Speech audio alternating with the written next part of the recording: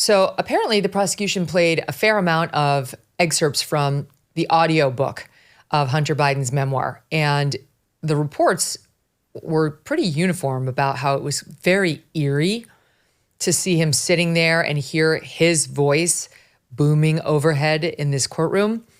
That's at least how it started. And then I guess it got a little rote because they read a lot. They played a lot. Here's a bit. We'll start with the first shot one of what the jury heard. I went through and stepped around people curled up on thin pieces of cardboard. Beyond them, I noticed a tilting, unlit tent. I pulled back a flap. It was pitch black. All I saw was the gun pointed at my face. I stood there unfazed. I assumed I was in the right place. If the guy squatting there had a gun, he had something worth protecting. Turned out I was right. I told him I'd been there before with Joe, or whatever name I gave him for the homeless guy who'd brought me there previously. His reply, "Who the fuck you talking about?" So I just asked if he had any hard. "Oh," he said. He lowered the gun, rummaged around, and pulled out a bag. He never even got up. I saw somebody else lying to his right, sound asleep, snoring softly. I only bought a little, because he only had a little. But it was enough to hold me over until the rest of the miserable, blood-sucking world I now belonged to was up and back to work. I walked straight to my car and slipped inside. I was shaking and ashamed. Then I lit up. 30 seconds later, I was numbed and flying and no longer ashamed at all, until the next time. For months and months afterward, for most of the next year, there was always a next time. Okay. They all go like that. That's how they all sound.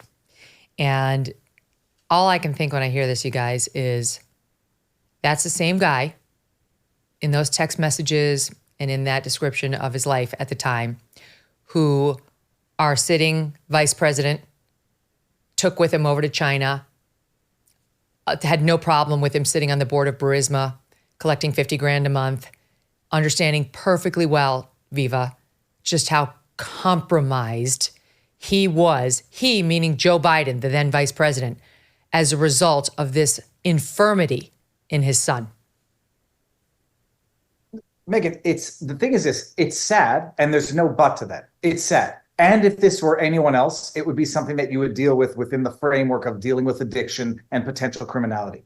It's sad, and let's bookmark that. It's corruption of the highest order. It's compromising of public officials of the highest order. It is everything they've ever accused the Trump family of. Remember, they accused Eric Trump of being a cokehead? And what risk would that cause of blackmail and extortion? This is corruption of the highest order. And what drives me nuts is those two voice messages from Joe. It makes me feel bad for Joe. It makes me feel he sounds like a loving father in those messages. He does. And the problem is, he sends those messages, he leaves those messages, he has that knowledge, and then he takes to the debate stage to lie to the American people that it's Russian disinformation. That's where it goes from pity to corruption that deserves to be punished. And, you talk about Jill Biden being in the courtroom.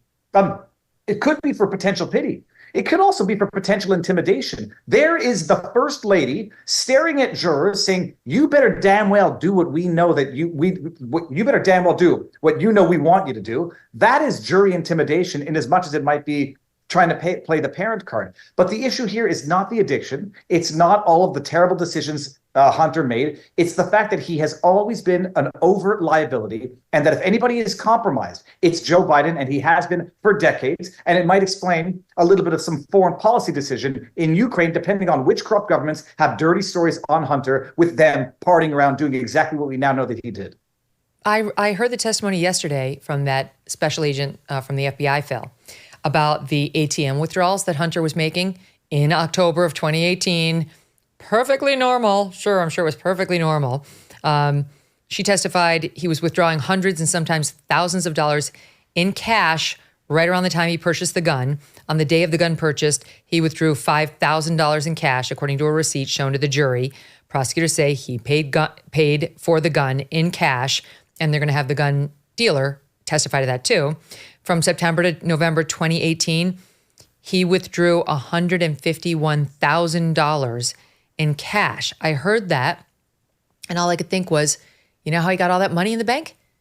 Thanks to Burisma. thanks to the Chinese, thanks to all these other payments that were documented on the laptop from hell, which was suppressed. And he's doing business. Obviously, there's plenty of records of the gun sale, but he's clearly doing business with people or entities that don't like to take credit cards or checks. I mean, why do you need to take $151,000 out of the bank in cash? He should date Fannie Willis. She loves a man who pays for things in cash. Unless you're just going around blowing it on hookers and drugs and all sorts of. You're spending it in, let's just say, alternative markets where you purchase things on an alternative market, right? So that's really the only reason, you're going around, you're flashing money, you're flashing cash. That's really the only way to do it. And the reason that the FBI is testifying to this, the reason prosecutors are bringing all this out, is to point out that he is, an active user. It all goes to the issue of whether he's an active user at the time he's making this purchase. And is he an addict also for that? So that's how this all ties in. It's I think, a really brilliant move. I think prosecutors are doing a great job because this is the best evidence. I mean, what a person actually does, and you can extrapolate from that. It's a little bit circumstantial, but circumstantial evidence can be very powerful if it's used right, and it's being used right in this case. And to use his words, to hear him talk in his own words about substance abuse and using illegal drugs is absolutely, I think, brilliant from a trial strategy perspective from the prosecutors. They've got him dead to rights. They're going to make their case. They're going to prove it beyond reasonable doubt, perhaps even beyond all doubt. The big question remains, and we've talked about it before, is will the jury give him a pass simply because who he is and because they feel sorry for him? But nevertheless, the prosecutors have done a great job so far. The cross-examination of this FBI agent elicited what sounds like, you can hear where the defense is going, right? And what he was pressing her on, Abby Lowell, a man who was pressing the agent on, was, you're not sure whether he really was using drugs continuously from 15 to 19, are you? She answered, I didn't get the sense that it was the entire period. And this is where they're going to go. Like, maybe for this 1 week period in October, notwithstanding all those texts that I just read you, somehow he found Jesus and maybe just switched to alcohol only. They seem to be saying it was just alcohol. I don't know about you. I like to drink alcohol occasionally. I don't measure my consumption in grams. I don't say I need 10 grams of wine. I just don't think any of that is going to fly. And this leads, I'd love your thoughts on that. And then I also want to ask you this.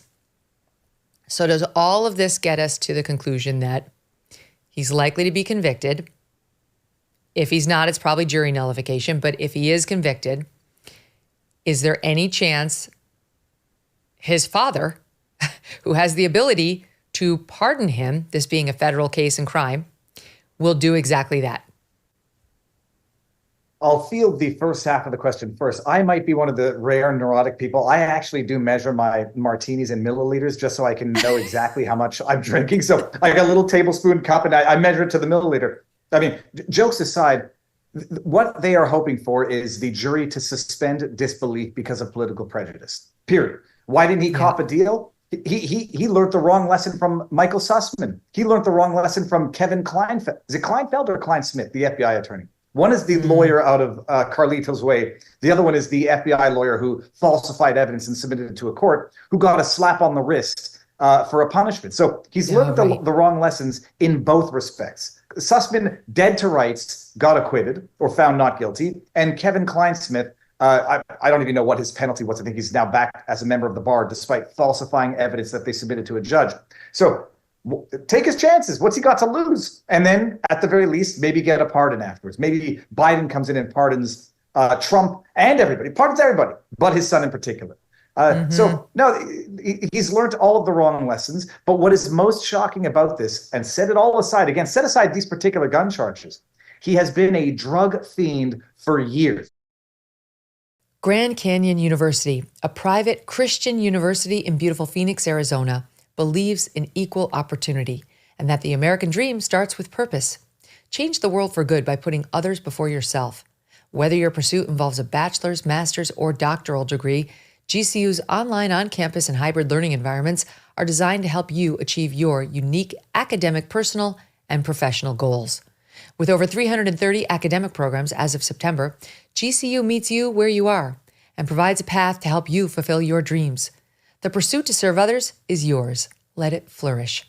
Find your purpose at Grand Canyon University. Private, Christian, affordable. Visit gcu.edu. Hey, thanks so much for watching. If you like what you just saw, hit the subscribe button for more clips and full episodes.